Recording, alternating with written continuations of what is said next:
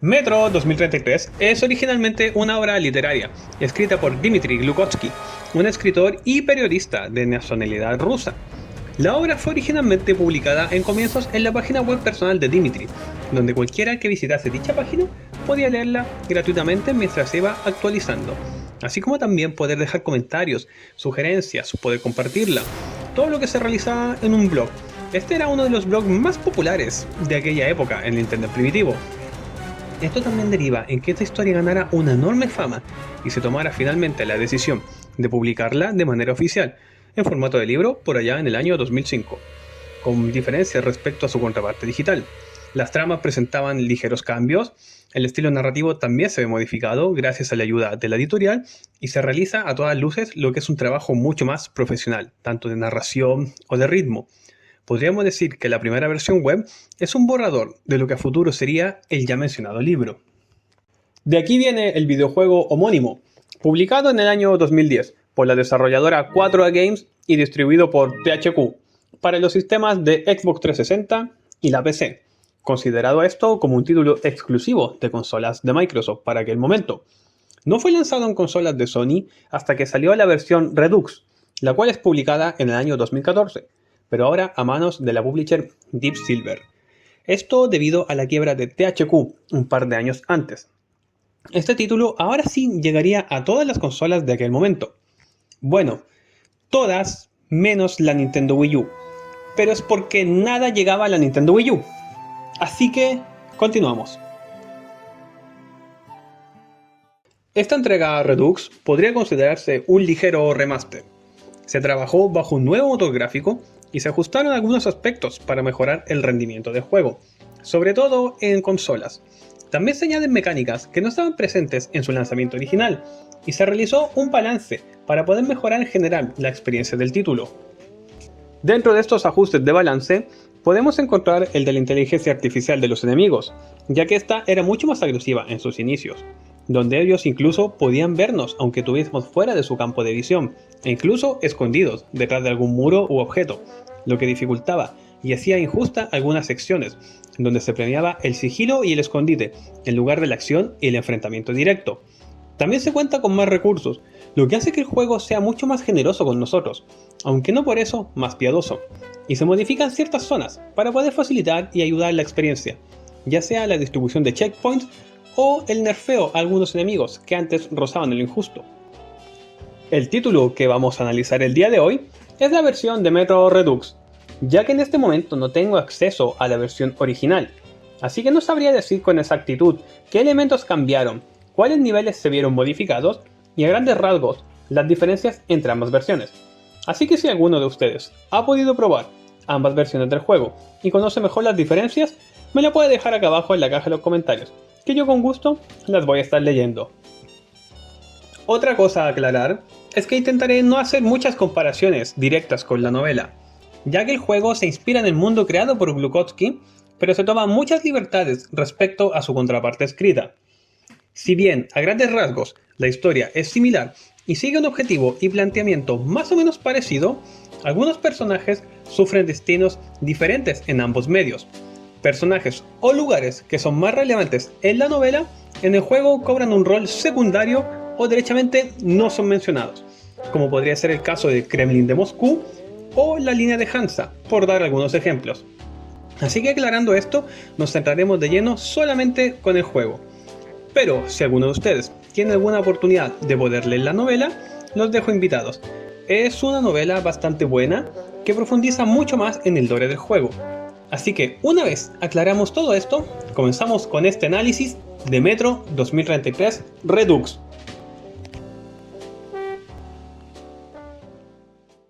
Esta historia nos sitúa en un mundo post-apocalíptico, un mundo devastado por la guerra nuclear. Las múltiples explosiones y bombas han inundado el aire con radiación y destruido todo a su paso. Los pocos humanos sobrevivientes de este conflicto armado han escapado y buscado refugio dentro de la red subterránea del metro de Moscú, debido a que la superficie ahora es un terreno totalmente hostil y peligroso para la raza humana. La radiación ha hecho que el aire de la atmósfera sea totalmente irrespirable, así como letal el simple hecho de estar parado en el exterior.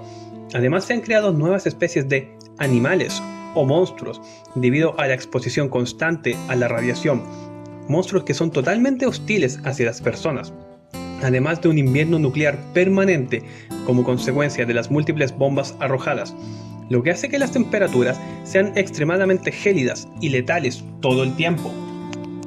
Sin embargo, los sobrevivientes que se adaptaron a su nueva vida en el metro no se la llevan mejor. Bajo tierra los peligros son más o peores que en la superficie.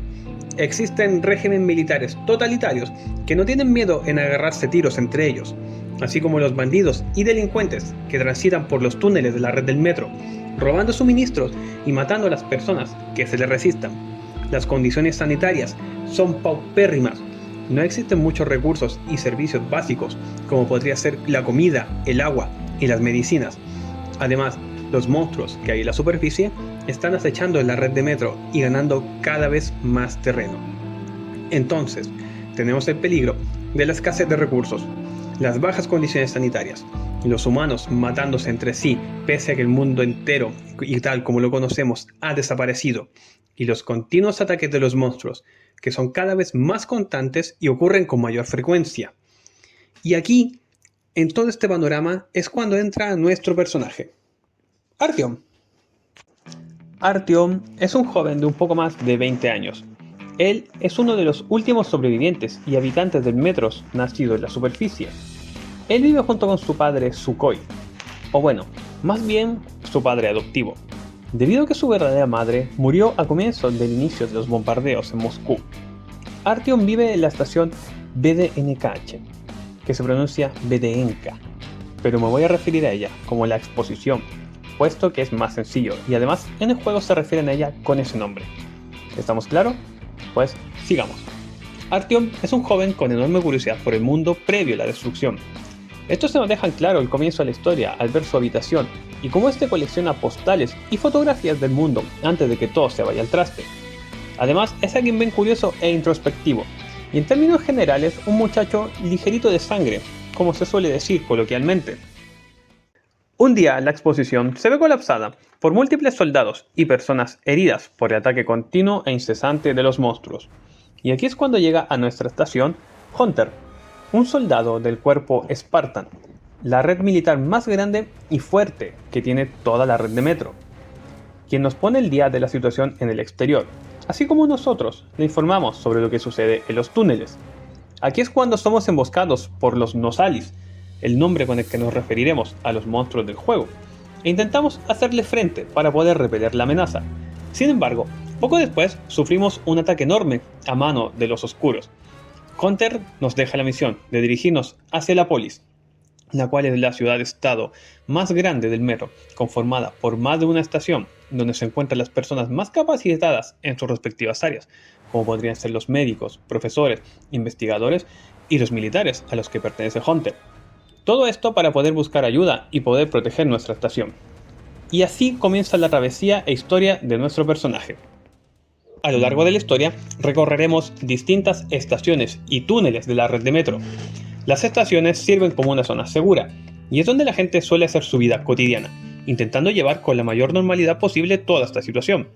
Aquí podemos abastecernos de distintos recursos y suministros para poder enfrentar las situaciones que se nos avecinan, tanto en la superficie como en los túneles abandonados. También hay ciertas actividades que podemos realizar como zona de tiros para poder ganar algunas monedas, que ya volveré a tocar el tema de las monedas más adelante, y ver cómo son las distintas actividades recreacionales para los habitantes de la red de metro. Sirve como un punto de descanso para el jugador y amenizar el ritmo un poco luego de tanto estrés que significa adentrarnos en los túneles. Y siguiendo bajo esa misma premisa, las otras zonas del juego son los túneles, donde nos encontraremos con todo tipo de monstruos, sucesos que rayan en lo paranormal, trampas e incluso grupos de bandidos o facciones armadas de alguna ideología en concreto. Estos lugares, como bien indica su nombre de túneles, suelen ser espacios cerrados, bien delimitados, estrechos y sumamente lineales. Acá tendrán lugar la mayoría de enfrentamientos y situaciones, ya sea hacer frente a una horda de enemigos, pasar a través de una zona militarizada, donde podremos abrirnos pasos a través de los tiros, o intentar aprovechar las herramientas y abordar estas situaciones de una manera más sigilosa y precavida. debido a que el juego nos entrega un montón de recursos y armas que nosotros podemos usar del modo que queramos. Por lo general, cuando estemos en los túneles, gran parte del tiempo nos acompañarán distintos NPC durante nuestro viaje, los cuales, así como llegan, se irán, ya que deciden tomar caminos diferentes, han llegado hasta el destino que ellos tenían planeado, o derechamente mueren a manos de las diversas criaturas, alucinaciones de los oscuros o fuego de los propios humanos, reforzando así la naturaleza hostil y peligrosa de todo este universo.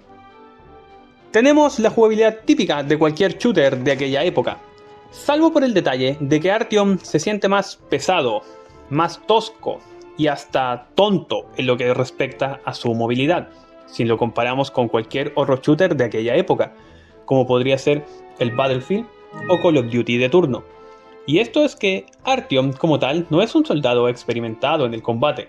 El muchacho manejará las armas lentamente, se balancea al intentar apuntar y se tomará todo el tiempo que sea necesario para poder recargar, haciendo que en más de una ocasión tengamos que dejar una recarga a medias y cambiar de armas. Acá contamos con múltiples armas de lo más interesante. Si bien la mayoría en su base son pistolas, fusiles o escopetas, estas son armas muy artesanales y hechizas.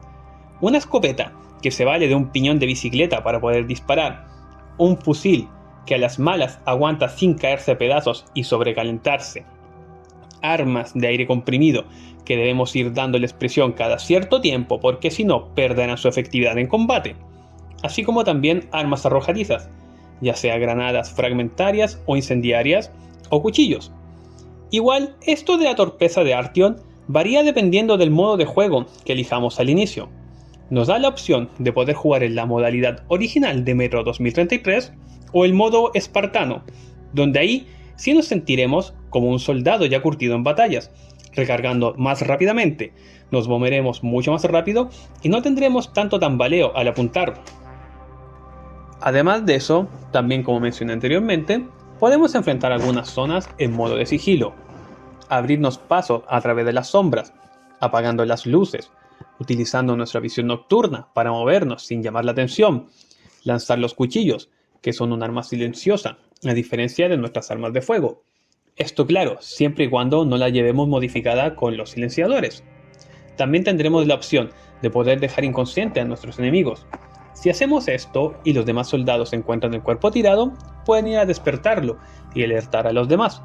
O podemos optar por matarlos y así tener que enfrentarnos a un número más reducido de enemigos en caso de que la cosa se nos salga de las manos. Guarden también este asunto de las mecánicas de sigilo, que lo volveremos a tocar un poco más adelante. También hay un tercer escenario donde se desenvuelven los niveles, que me lo estaba reservando hasta ahora, y esa es la superficie de Moscú, y este lugar me encanta. El inicio del juego es muy lento y guiado, siempre estamos en compañía de algún NPC que nos dirá para dónde ir, qué es lo que debemos hacer, nos ayudará a buscar suministros e incluso nos puede proteger la espalda en más de una ocasión, siendo muy frecuente que ellos también se despachen a varios enemigos. Y la primera vez que salimos a la superficie, el juego nos deja completamente solos.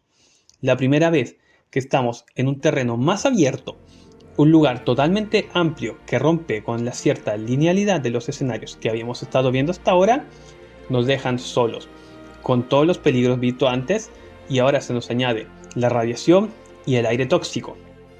Y aquí es donde entra en juego la mecánica de la máscara de gas, la cual nos permite sobrevivir en terrenos donde el aire sea letal para nosotros. Esto lo sabremos ya que nuestro personaje comenzará a toser y se le dificultará el respirar.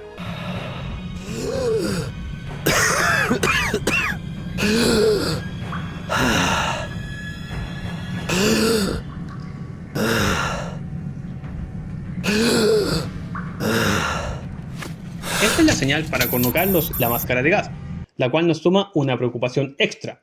Ya de por sí debemos cuidar recursos como la munición o los botiquines, y además ahora se nos suma el estar pendiente a que no se nos agote el oxígeno. Tendremos que buscar filtros e ir cambiándolos constantemente para poder respirar, antes de que fallezcamos.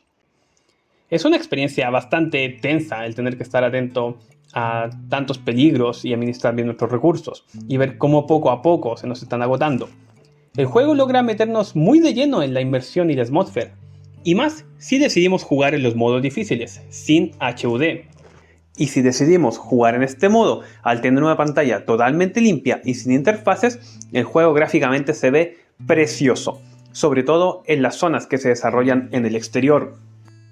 Un dato es que podemos ver cuánto tiempo de aire nos queda mirando el reloj que lleva Artyom, donde se nos muestra el tiempo disponible antes de que se nos agote el filtro y tengamos que cambiarlo. Lo curioso es que este reloj cambie de uno digital a uno analógico, dependiendo de la dificultad y el modo de juego que tengamos escogido. Es un detalle curioso y pequeño que quizá a más de alguno le haya pasado desapercibido. Esto de la máscara de gas además nos da otra desventaja, y es que si sufrimos mucho daño en combate, esta máscara se romperá, dejándonos totalmente vulnerables al aire tóxico, independiente de la cantidad de filtro que tengamos disponible. Y debemos apresurarnos en buscar una, ya sea en los cuerpos de los enemigos, los cuerpos que están tirados por el nivel, o por zonas del mapa, como podría ser habitaciones o cajones. Además de esta preocupación de la máscara de gas y de nuestros suministros, contamos con una batería recargable, la cual nos da la opción de acceder a las herramientas, como la linterna o la visión nocturna. Esta batería se irá agotando mientras más usemos dichas herramientas, y tendremos que seleccionarla para poder recargarla y volver a ocupar dichos objetos. Esto nos obliga también a prestar atención para que no se nos acabe la visión durante una zona muy oscura y quedar expuestos, sobre todo en los enfrentamientos, ya que cuando recargamos esta batería no podemos utilizar las armas y quedaremos completamente vendidos ante cualquier ataque o posible amenaza. El sistema de intercambio y de comercio se mueve a través de las balas, pero son balas especiales, de calibre militar. Estas son más fuertes y de mejor calidad que la que utilizamos nosotros en nuestros enfrentamientos. Esto debido a que tras la destrucción del mundo, el dinero como lo conocemos perdió todo su valor, y la red del metro decidió comercializar y utilizar como moneda de cambio las balas militares, puesto que es uno de los recursos más valiosos para la sobrevivencia. Las municiones. Estas balas podemos encontrarlas a través del mapa, desparramadas en los distintos cuerpos que encontremos tirados por ahí, escondidas en los escenarios, en casilleros, encima de las mesas. Algunos NPC nos las darán como recompensa, entre otros sitios en los que podemos buscar. Estas balas militares podemos comprar suministros, como munición para nuestras armas. Y sí, sé que suena loco comprar balas con balas, pero sí funciona la cosa aquí. También podemos comprar botiquines, filtros de aire, armas arrojadizas e incluso poder cambiar nuestras armas, ya sea comprar armas nuevas o personalizarlas con accesorios, tales como mira telescópica, de visión nocturna, silenciadores, cargadores ampliados, entre otro tipo de mejoras. Incluso estas balas que utilizamos como moneda podemos llegar a usarla en un caso más extremo, si es que no quedamos sin munición convencional para poder disparar nuestras armas. Claro, esto significaría que estamos andando botando nuestro dinero, pues estas balas son más poderosas que las que usamos tradicionalmente, y puede que en más de un apuro puedan ayudarnos a salir del paso. Pero no se recomienda mucho hacer esto, ya que al igual que los recursos que tenemos constantemente en juego, estas balas suelen ser mucho más escasas, y de verdad es un recurso que no recomiendo desperdiciar. Lo que es la salud, esta funciona de manera regenerativa. Como ya es costumbre en los juegos shooter de la mitad de los 2000 en adelante, se irá recuperando sola a medida que pase el tiempo y no recibamos daño. Sin embargo, la regeneración es muy lenta, y el efecto de herido, o sea, tener la pantalla en rojo, parpadeando y avisándonos que estamos críticos, entorpece mucho nuestra visión. Por eso los botiquines nos recuperan de manera inmediata. Podemos llevar hasta un máximo de 5, a los cuales podemos tener acceso directo, y es lo más recomendable cuando nos veamos apretados de salud. Sumado a esto, Artyom tampoco es alguien que soporte mucho castigo. No es que sea un recurso muy escaso, siempre podemos encontrar botiquines explorando el mapa, pero hay que tener ojo de no quedar vendidos y siempre llevar uno encima para cuando las situaciones se salgan de control, sobre todo en los enfrentamientos directos contra los Nosalis. El tema de las distintas dificultades, más allá del daño y agresividad que pueden hacernos los enemigos, radica en limitarnos y quitarnos los elementos visuales del HUD. En dificultades normales podemos ver el mensaje de interacción para recoger objetos y armas que estén tiradas por el piso, ver qué clase de elementos recogemos, ya que se nos indicará la cantidad de municiones que recogemos, para qué tipo de arma funciona. Se nos puede mostrar también la cantidad de filtros que tenemos disponible y podemos previsualizar las armas que los enemigos llevaban encima al derrotarnos, lo que nos sirve también para poder ahorrar un poco de dinero, ya que podremos ver los elementos y mejoras que estas llevaban encima. Podemos encontrarnos con un fusil con una mira telescópica y cambiarlos porque nosotros estamos cargando si es que nos conviene. Además de que podremos cargar hasta 3 tipos de armas distintas, y el juego se pausa y ralentiza cuando queremos cambiar entre ellas, haciendo algunos enfrentamientos más pausados y con mayor margen al error. En cambio, mientras más alta la dificultad, los elementos en pantalla irán desapareciendo. Al recoger objetos no se nos mostrará nada en pantalla, o sea, no sabremos qué recogimos exactamente, ni cuántas cantidades, además de que los mensajes de interacción también irán desapareciendo, por lo que podremos pasar por encima de objetos que podríamos haber recogido y no nos daremos cuenta si no estamos pendientes. A todo esto, las armas que sueltan los enemigos no podremos previsualizarlas antes de recogerlas, por lo que no sabremos si nos conviene cambiar de arma, ya que no nos mostrará las mejoras o accesorios que ésta llevan encima. Una pega a que le juegan contra el juego es que Artyom no habla, y parece no tener una personalidad. Somos un simple avatar que toma las misiones y órdenes porque es lo que pide la historia. Es más, el juego es consciente de este detalle, y en más de una ocasión nos entrega escenas donde cuestionan a Artyom por no hablar. Ha sido un viaje largo, muchacho. ¿De dónde eres exactamente? Es de la exposición. ¿Es que no puede hablar por sí mismo? No es que sea un defecto muy grave, pero hubiese enriquecido mucho más la experiencia. Aunque de todas maneras podemos ver qué es lo que siente y piensa nuestro protagonista a través de los coleccionables en formas de notas. Estas están escondidas por todos los niveles, algunas más que otras, y en base a este diario de notas podemos entender un poco mejor la psicología de nuestro personaje y cómo le afecta al mundo y los acontecimientos que vivimos a lo largo del juego. Además de esto, igual en las distintas pantallas de carga entre nivel y nivel, podemos escuchar la voz de Artyom, dando cierto contexto sobre lo que sucede o lo que se nos viene a continuación. Hunter no regresó. No sería fácil encontrar una excusa para salir de la estación e ir hasta Polis, pero había dado mi palabra. Supe que al día siguiente la caravana partiría hacia Riga y que necesitaban guardias. Me apunté a la excursión.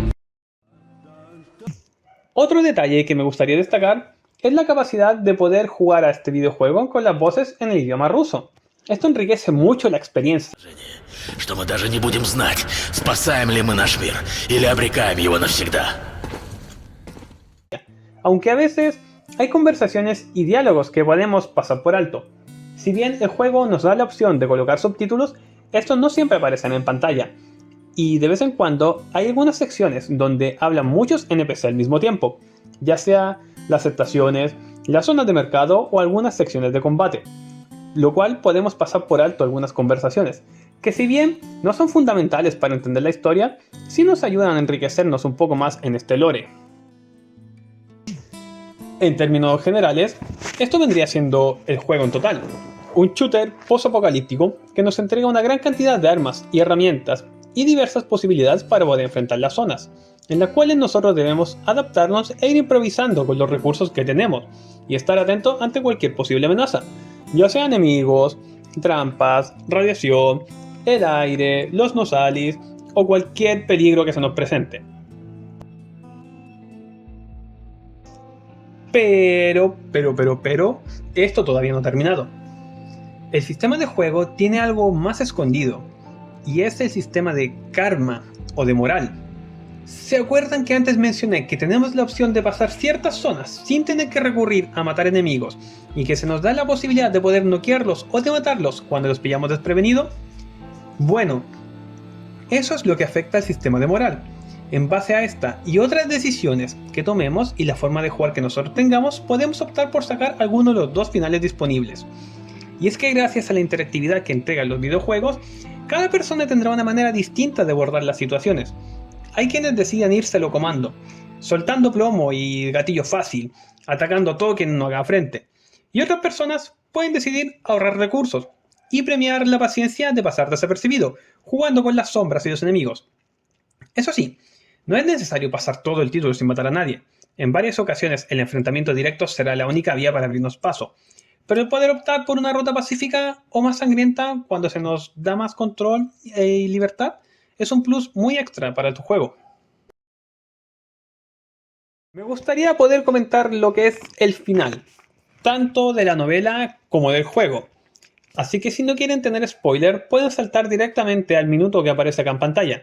En caso de que tengan alguna intención de experimentar por tu cuenta y darle una oportunidad a la franquicia, ya sea el libro o los videojuegos, te recomiendo las dos.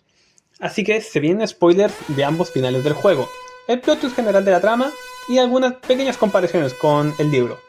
Así que están avisados.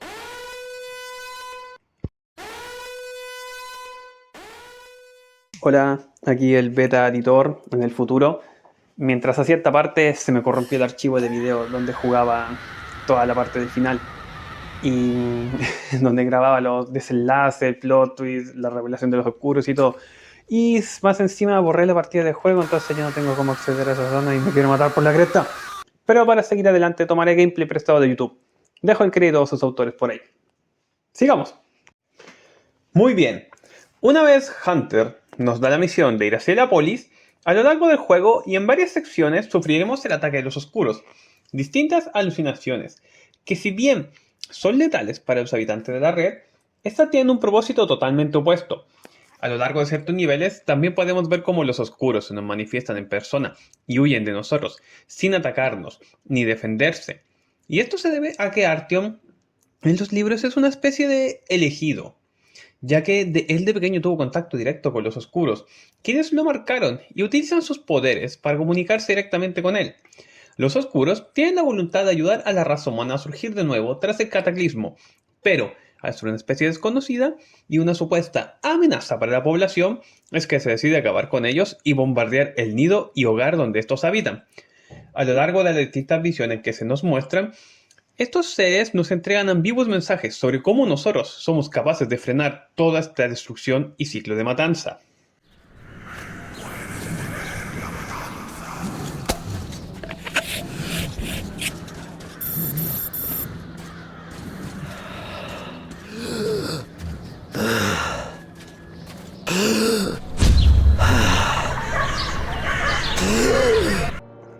Y aquí es cuando entra el sistema de karma y moral que se mencionó anteriormente.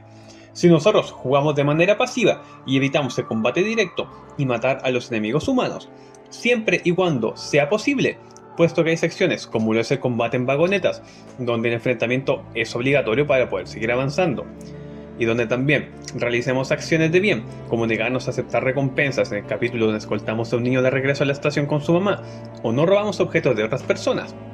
Véase recursos que estén dentro del espacio del NPC amigable, como podría ser munición que esté desparramada sobre las mesas o tiendas que ellos estén ocupando. Podemos optar al final de tomar la decisión de si atacamos a los oscuros o los perdonamos la vida una vez entendemos sus intenciones hacia los humanos. Si bien se puede pasar el juego haciendo uso de la violencia y abriendo fuego para poder optar a este final, la verdad es que se dificulta el poder acceder a él. Por eso, el juego nos da la opción de noquear enemigos o matarlos, ayudar gente o ignorarla, poder salvar rehenes, poder ayudar a los ciudadanos, etc. Todo esto con tal de facilitarnos el poder ganar la moral y los puntos de karma necesarios para poder entrar a este final. El juego nos entregó los recursos y herramientas y todo lo necesario para afrontar las secciones y niveles como nosotros queramos. Así podemos optar a un estilo de juego que se adapte más a nosotros. Es decir, la experiencia de juego puede variar dependiendo de cada persona. Yo en lo personal opté por tomar el camino pacífico y abrir fuego siempre y cuando la situación se me saliera de control, y así lo requiriera el juego para poder avanzar. Esto más que nada porque, como mencioné, me leí el libro original, y esta es más o menos la interpretación que yo tengo de Artyom, o lo que se asemeja a lo que se trata en la novela. El juego cuenta con los dos finales como dije anteriormente. El final, si es hostil, mátalo, donde bombardeamos y acabamos con los oscuros, lo cual es el final canon del libro. Y lamentablemente es el final que se respetará para poder seguir en la secuela Last Light. Y el final iluminado, donde evitamos el ataque y recibimos la ayuda de los oscuros para poder salvar a la raza humana. Yo decidí irme por este final la primera vez que lo jugué, para ver una conclusión distinta a la del libro.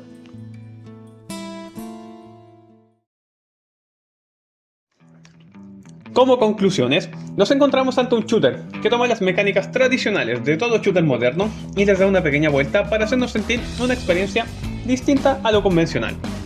Un juego que mezcla bien secciones de acción, sigilo y algo de terror, todo a través de su atmósfera opresiva, claustrofóbica y deprimente. El título en sí no es muy largo. En unas 10 horas aproximadamente puedes terminar lo que vendría siendo su modo historia. Y es un título que por lo general casi siempre está en oferta. Así que si tenían dudas de si darle una oportunidad a este juego, yo se la recomiendo al 100%. Sale de lo tradicional, nos entrega libertad para afrontar las situaciones y nos sumerge de lleno en una atmósfera apocalíptica bastante bien planteada.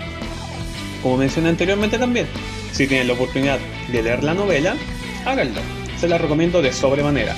Eso sí, es un libro más o menos grande, son un poco más de 500 páginas, casi 600.